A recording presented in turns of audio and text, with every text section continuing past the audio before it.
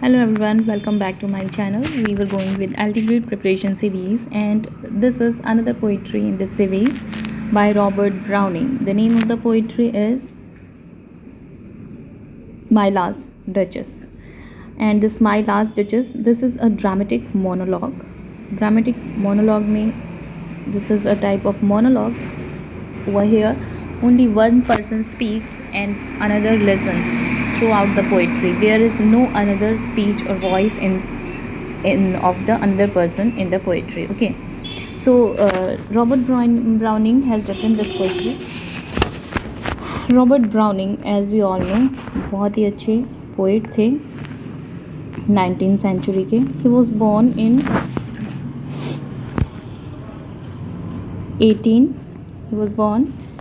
1812 7th of May at Camberwell,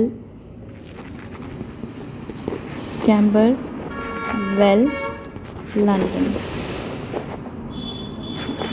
Okay, England. And died on 12th of December 1889 at the age of 77 in Venice, Kingdom of Italy. Venice में जो कि Italy की kingdom है. Okay,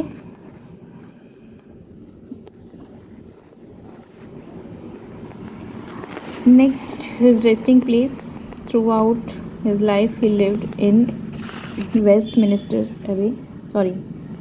After his death he was buried in Westminster Abbey, जहाँ पे ज़्यादातर poets को बरी किया जाता था.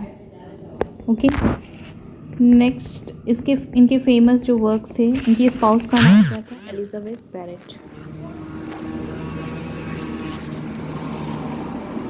Elizabeth Barrett.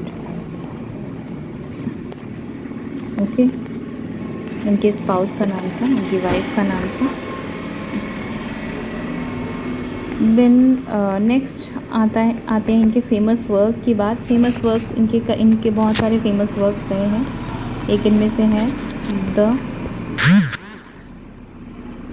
Pied Piper of Hamelin,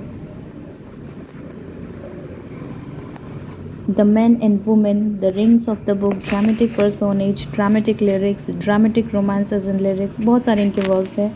Andrea del साटो, ये इस तरह के इनके वर्क्स हैं. एंड्रिया डेल साटो भी इस तरह से एक पोइट्री है जिसमें कि एक लवर होता है, वो अपने बिलवड को एक साइनिक होता है, जैसा लगता है कि थोड़ा सा सनकी टाइप का, साइनिक मीन सनकी, वो भी अपनी बिलवड को just for the nothing reason, जैसे कि इस पोइट्री में भी होता है, he kills. My last duchess, this is a dramatic monologue. Dramatic monologue में क्या होता है कि एक स्पीकर होता है, वो अकेले बोलता है, और एक लिसनर होता है, but he doesn't speak at all through out the poetry. वो सिर्फ सुनता रहता है. Okay, he doesn't speak at all. एक मोनोलॉग है जिसमें कि एक अकेला व्यक्ति बोलता रहता है. इसमें ड्यूक बोल रहा है, वो वॉल की तरफ पॉइंट आउट करके कहता है, माई लास्ट डचेस, मेरी लास्ट डचेस, मेरी गुजरी हुई आखिरी डचेस, जो कि गुजर चुकी है, she has expired. Painted on the wall पे उसकी पेंटिंग टंगी हुई है. Looking as if she were alive, वो ऐसा ही दिख रहा है जैसी वो जिंदा थी तब थी, बिल्कुल वैसी ही वो पेंटिंग में भी अभी दिख रही है. I call the piece of wonder, मैं इसको एक पीस ऑफ वंडर बोलूँगा. Now Fra Pandolf hand work busily a day. Fra Pandolf कौन था? जिसने ये पेंटिंग बनाई थी, पेंटर का नाम है ये. ओके, अब मैं इसको एक पीस ऑफ वंडर बोलूँगा, एक आश्चर्य का नमूना है. ये फ्रा पेंडॉल्फ था. हिज हैंड्स वर्कड बिजली अ डे, एक दिन उसने पूरा बिजी होकर के काम किया. एंड देयर शी स्टैंड, और वहाँ पे उसको पेंट करके खड़ा कर दिया. Will please you sit and look at हर. अब वो जो सामने उसके पास आया है व्यक्ति, उसको कह रहा है, विल यू प्लीज़ सिट, क्या तुम प्लीज़ बैठोगे और look at her. I set Fra Pandolf by design, for never read strangers like you that pictures countenance. हम कह रहे हैं कि ये फ्रॉ पेंडॉल्फ ने इस तरह से इसको डिज़ाइन किया है कि इसकी जो फेशियल जो एक्सप्रेशंस हैं दैट कैन उसने फ्रॉ पेंडॉल्फ ने इस तरह से रेड किया है कि कोई स्ट्रेंजर अजनबी इंसान कैन नॉट लाइक यू, जिस तरह से तुम एक स्ट्रेंजर हो, you can not read the countenance the facial expression से उसके अंदर की फीलिंग्स को नहीं समझ सकते हो. But Fra Pandolf although he was a stranger but he painted everything very lively. Okay, Fra Pandolf by design उसने एक बड़ी अच्छे तरीके से एक मतलब चालाकी से for never read he has painted never read emotions by the strangers like you that pictured countenance. ये काउंटेंस मीन्स होता है फेस. फेस जो होता है, मुखमंडल जो है, उसका जो ऑरा है, उसको जो पेंट किया है फ्रॉ पेंडॉल्फ, उसने ऐसे ऐसे इमोशंस उस पर दिखाए हुए हैं कि which can not be read by a stranger. The depth and passion of its earnest glance. उसकी ये जो उसकी लास्ट डचेस है, उसका जो ग्लैंस है, उसकी जो ग्लैंस मीन्स एक नज़र जो है, उसकी दृष्टि जैसी कैसी है, उसमें कितनी डेप्थ है एंड पैशन, वो साफ साफ पेंट कर दिया है फ्रॉ पेंडॉल्फ ने. बड़ी अच्छे तरीके से पेंट किया हुआ है. But to myself they turn since none puts by the curtain I have drawn it for you. Now what he says ये बट टू माई सेल्फ, अब ये कहता है कि अब वो कर्टन को खुद से ड्रॉ करता है. जो कर्टन लगा होता है पेंटिंग के आगे, उसको खुद से हटाता है और कहता है कि ये कर्टन मैं किसी के लिए हटाता नहीं हूँ, but I am removing it for you. Okay, the curtain I have drawn for you but I and seemed, अब फिर बात करता है उस पेंटिंग की. And seemed as they would ask me if they durst how such a glance come there. अब क्या बात करता है उस पेंटिंग के बारे में. ही सेज कि ऐसा लगता है कि कोई स्ट्रेंजर मुझसे ये पूछ सकता है, can any stranger can and seem as they would ask me. ऐसा लगता है कि स्ट्रेंजर्स मुझसे पूछ लेंगे इफ़ दे ड्यूरिस्ट, अगर उनकी हिम्मत हुई, they dare. How such a glance come there. इस तरह का ग्लैंस, इस तरह की जो दृष्टि है वो आई कैसे.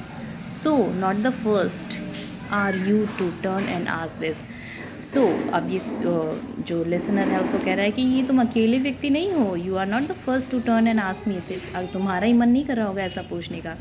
Sir it was not her husband presents only called that spot. वो क्या कहता है सर, अब वो लिसनर को कहता है कि sir it was not only her husband presents that called this type of glance. वो सिर्फ अपने हस्बैंड की प्रेजेंस से ही इस तरह की शाई और पैशनेट ग्लैंस नहीं देती थी. She was so easy going that she could give such a glance at silly things. What he says, just we will read it now. Sir it was not her husband presence only, ये सिर्फ उसके husband की presence नहीं थी. Call that spot, इस तरह का spot जो उसके फेस पर विजिबल है कि आ जाए. The joy into the duchess cheek. Perhaps Fra Pandolf chance to say. ये भी हो सकता है कि फ्रॉ पेंडॉल्फ जो पेंटर था, हो सकता है चांस्ड, बाई चांस उसने कह दिया हो. क्या कह दिया हो. हर mental lapse over my ladies breast too much. उसने ये कह दिया हो कि उसका जो मेंटल, उसका जो कपड़ा, मेंटल क्या है, ओढ़ा जो जाता है, चुन्नी कह सकते हैं, उसका जो मेंटल है lapse over my ladies breast too much, कि उसकी चुन्नी उसकी कलाई पर ज़्यादा ढक गई है. ये भी बोला हो तो इससे भी वो ब्लश कर सकती है. ओके, मतलब ऐसे छोटे छोटे रिमार्क्स उसको ब्लश कर देते थे. और paint must never hope to reproduce the faint half flush that dies along her throat. और उसने पेंट कर दिया वो फटाफट उस जो कि थोड़ा सा ब्लश आया है, जो थोड़ा सा ब्लश होकर के जो ब्लश उसके फेस पर दिख रहा है. And that dies along her throat, वो पूरी तरह से ब्लश भी नहीं हो पा रही है. And that blush dies very shortly. Such stuff was courtesy. उसकी कर्टसी ऐसी थी, कैसी थी. कर्टसी मीन्स किसी के प्रति कृतज्ञता, आदर भाव दिखाना, that is known as courtesy. She thought, उसकी कर्सियस थी, and cause enough for calling up spot of joy. ऐसी वो कर्टियस थी, दूसरों के प्रति रिस्पेक्ट दिखाती थी कि उनके थोड़े थोड़े रिमार्क्स पर वो बहुत ही खुश हो जाती थी। She had a heart, how shall I say, मैं कैसे कहूँ उसका दिल कैसा था। टू सून मेड ग्लैड, बहुत जल्दी खुश हो जाता था उसका दिल, किसी से भी खुश हो जाता था। ओके, टू ईजिली इम्प्रेस्ड, और बहुत ईजिली इम्प्रेस हो जाती थी वो किसी से भी। Okay, too easily impressed, she like whatever she looked on, वो जो भी देखती थी वो सबको पसंद करती थी। And her looks went everywhere, see the tragedies, जो भी देखती थी वो सबको पसंद कर, वो उसको पसंद कर लेती थी, और उसके लुक हर जगह जाते थे, वो सब कुछ देखती थी और सबको पसंद कर लेती थी। And duke was really upset with this type of behaviour. Sir it was all once, sir एक टाइम की बात है, my sir it was all one, ये सर, अब जो लिसनर है उसको सर कह के बुलाता है। इट वॉज ऑल वन, सब कुछ उसके लिए एक ही था। क्या क्या एक ही था? My favour at his breast, मेरा उसके प्रति फेवर, उसके प्रति स्नेह। एट हर ब्रेस्ट, जब भी वो उसके साथ फिजिकल या इमोशनल अपना फेवर शो करता था, it was all same. The dropping of delight in the west, इतनी खुश होती थी जैसे कि वो शाम के वक्त ढलते हुए सूरज को देख करके खुश हो जाती। Dropping of delight at the west, शाम को पश्चिम दिशा में जब सूरज ढल रहा होता था उसको देख करके इतनी खुश होती थी जितनी कि वो मेरे फेवर से खुश होती थी। मीन्स कोई ख़ास खुशी नहीं होती थी मेरे फेवर से उसे। Okay,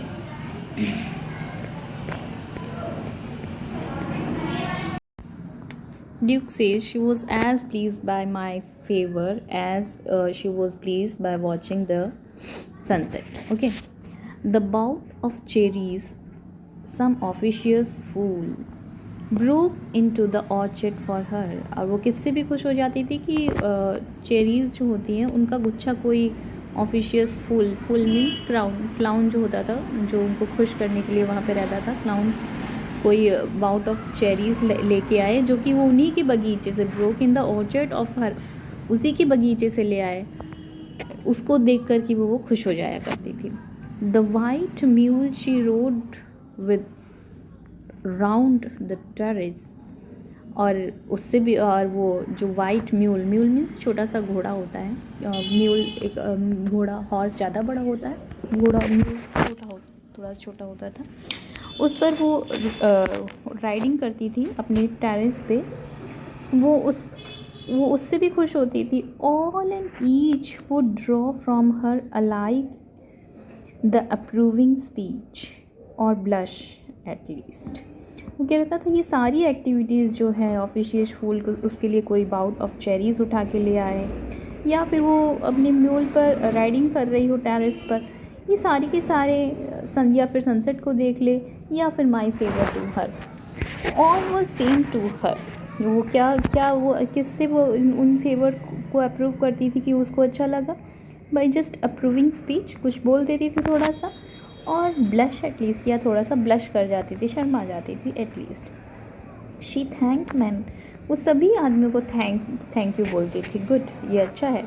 but thank somehow, I don't know how, duke says, लेकिन इस तरह से थैंक यू बोलती थी कि मुझे समझ ही नहीं आता था। But her thank was just beyond my comprehension, means वो किसी दूसरे आदमी को थैंक कर रही है और उसको उससे प्रॉब्लम होती थी, और ड्यूक को अच्छा नहीं लगता था। He says she thank somehow, I don't know how, किस तरह से थैंक यू बोल रही है, मुझे समझ ही नहीं आता था किस तरह से थैंक यू क्यों बोल रही है। As she ranked my gift of 900 years old name with anybody's, उसको ऐसा लगता था कि वो किसी का भी गिफ्ट, वो अपने एक क्वीन का इस तरह से सबके लिए कर्टियस होना उसको बिल्कुल भी अच्छा नहीं लग रहा था। उसको लग रहा था कि she is just putting my gift of 900 years old name, मेरा जो 900 साल पुराना नाम है वो किसी के गिफ्ट के बराबर ही रख दे रही है, और बस उसको भी वैसे ही थैंक यू और मुझे भी ऐसे ही thank you. There is no difference between the thanks, okay, with anybody's gift. Who would stoop to blame her? अब खुद कहता है कि अब कौन उसको झुके, स्टूप मीन्स झुकना, stoop means to bow down, कौन झुक करके उसको ब्लेम करे कि तुमने ये गलत किया। दिस शॉर्ट ऑफ ट्रिफलिंग, इन छोटी छोटी बातों के लिए कौन ब्लेम करे। Even had you skills in speech, अगर तुम्हारे पास बोलने में तुम सक्षम हो, you are skilled in speech, then also you won't be stooping like this. And for him, stooping was not justified, which I had not. लेकिन ये कहता है ड्यूक कि I don't have good speaking skills, okay, to make your will quite clear to such an one, or say just this or that in you disgust me. कहता है कि जैसे कि तुम्हारे पास इस तरह की बोलने की स्किल है कि तुम में ये और वो मुझे डिस्गस्टिंग लग रहा है, this doesn't please me, okay. So he said just this और दैट इन यू डिस्गस्ट मी, कि तुम झुक करके ये बोल दो उसको कि ये तुम्हारी बिहेवियर मुझे अच्छा नहीं लगा, ये अच्छा नहीं लगा, मेरे अंदर इस तरह की स्किल्स नहीं थी जैसा कि तुम्हारे के अंदर है. सामने जो शादी का प्रस्ताव लेकर एक आया हुआ है, जो सुन रहा है ये सारी ड्यूक की बातें, उसको कह रहा है हियर यू मिस, यहाँ पे तुम चूक गए. Here you exceed the mark, यहाँ पे तुमने ज़्यादा बोल दिया. एक्सीड द मार्क मीन्स आगे बढ़ गए, यहाँ पे तुम चूक गए. ओके, ये सारी बातें. And if she let herself to be lessoned so, और अगर वो इस तरह से अपने आप को सिखा भी लेती, इस तरह से उसको बार बार टोका रोका जाता या सीख भी जाती, लेसन भी ले लेती. Not plainly set her wits to yours forsooth and make excuses, even then would be some stooping. अगर वो अपने आप को इस तरह से बोलने पर, रोक टोक करने पर सिखा भी लेती, पूरी तरह से भले ही ना, not plainly set her wits to yours forsooth, तुम्हारे हिसाब से भले ही ना पूरी तरह से सेट हो जाए, और एक्सक्यूज़ या फिर एक्सक्यूज़ेस बोला, तुमसे एक्सक्यूज़ेस मांगे कि इस वजह से ऐसा कर दिया मैंने, इस वजह से ऐसा कर दिया. मीन्स वो ड्यूक का कहने का मतलब है कि अगर इस तरह की रोक टोक से अगर वो अपने आप को सेट भी कर ले या फिर एक्सक्यूज़ेस भी मान ले, even then would be some stooping, फिर भी ये एक तरह से स्टूपिंग भी हो जाएगी, कुछ एक्सटेंट पर झुकना ही हो जाएगा. स्टूपिंग मीन्स झुकना. And I choose not to stoop, duke कहता है I choose never to stoop, मुझे झुकना बिल्कुल भी पसंद नहीं है. Oh sir, she smiled no doubt, वो स्माइल करती थी no doubt. Whenever I passed her, मैं उसके पास से जब गुजरता था तो स्माइल करती थी no doubt. But who passed without much the same smile, वो सभी को इसी तरह की स्माइल देती थी. Who passed without much the same smile, same उसी तरह की स्माइल के बिना कौन गुजर जाता था, सबको वही स्माइल मिलती थी. दिस ग्रू, ये सब बढ़ता चला गया. आई गेव कमांड्स, मैंने एक कमांड दी. Then all smiles stop together. Here is the irony, उसने एक कमांड दी. अब क्या कमांड दी वो ड्यूक ही जानता है और हमको भी बस समझ में आ जाएगा. ऑल स्माइल्स स्टॉप टुगेदर, सारी की सारी स्माइल्स एक साथ बंद हो गई. There she stands, there means वो देखो पेंटिंग में वो खड़ी हुई है. एज इफ अलाइव, जैसे कि वो जिंदा हो, मीन्स उसके मर्डर का कमांड दे दिया ड्यूक ने. She was died. Will please you rise, will meet the company below. I repeat, अब ड्यूक क्या कह रहा है, विल यू प्लीज राइज, तुम प्लीज़ उठोगे क्या. We will meet the company below, हम नीचे जा कर के जो कंपनी है उससे मिलते हैं. I repeat, the count your master's known magnificence is ample warning that no just presence of mind for dowry will be disallowed. अब वो दहेज किस तरह से मांग रहा है, वो कह रहे हैं कि तुम्हारी जो काउंट है, तुम्हारी जो काउंट मीन्स एक तरह से सामंत होते थे, योर मास्टर तुम्हारे जो मालिक है, तुम्हारे जो काउंट है, नोन मैग्निफिकेंस उनकी विशालता को हम सब जानते हैं, एग्जाम्पल बहुत ही विशाल है. ये एक तरह से वारंटी है, वारंटी एक तरह से एश्योरेंस है. दैट नो जस्ट प्रेजेंट, ये कोई दिखावा नहीं है, ऑफ माइंड कि तुम्हारे काउंट के पास इतना सब कुछ है, तो ये एक तरह से वारंटी है कि वो बहुत कुछ देंगे. लेकिन फिर भी for mine dowry will be disallowed, मैं डावरी को डिसअलाउ करूँगा. ये एक तरह से दहेज मांगने का तरीका है. पहले तो तारीफ़ कर दी कि तुम्हारे पास बहुत कुछ है, लेकिन मेरे लिए डावरी डिसअलाउड है. Do his fair daughter self as I own, उसकी फेयर डॉटर जो होगी, जैसा कि मैंने पहले भी कहा है, at starting is my object, जैसा कि मैंने शुरुआत में ही कह दिया है कि उनकी जो फेयर डॉटर है वो खुद ही माई ऑब्जेक्ट, वही मेरे लिए सब कुछ है, मेरा एम है और मेन एम है. Nay will go together down sir. अब वो जो उसके साथ में है, जो काउंट की तरफ से मैसेंजर आया, उसको कह रहा है nay no sir we will go down. Count आगे जाने लगा या पीछे रह गया, तो कहता है चलो हम साथ में चलते हैं। नोटिस नेपट्यून दू। नोटिस, अब वो साइड में उसको क्या दिखा रहा है, एक नेपट्यून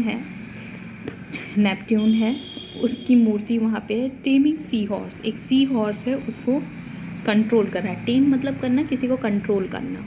एक सी हॉर्स को कंट्रोल कर रहा है। दो रेरिटी, हालांकि ये एक रेरिटी है, ऐसी मूर्तियाँ देखने को मिलती नहीं है।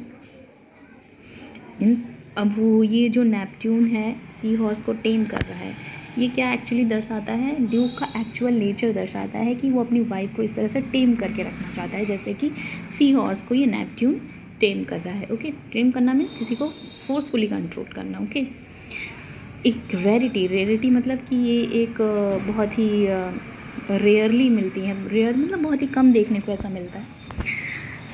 Which Claus of Innsbruck cast in bronze for me, जिसको कि क्लॉज ने, इनसबर्ग का जो क्लॉज है उसने मेरे लिए इस ब्रॉन्ज मूर्ति में कास्ट किया हुआ है। ओके, इस ब्रॉन्ज के अंदर, ब्रॉन्ज मेटल के अंदर मेरे लिए ये मूर्ति बनाई हुई है नेपट्यून की, जो कि सी हॉर्स को टेम कर रहा है। So this was the poetry. Hope you understood it well. Thank you, have a nice day.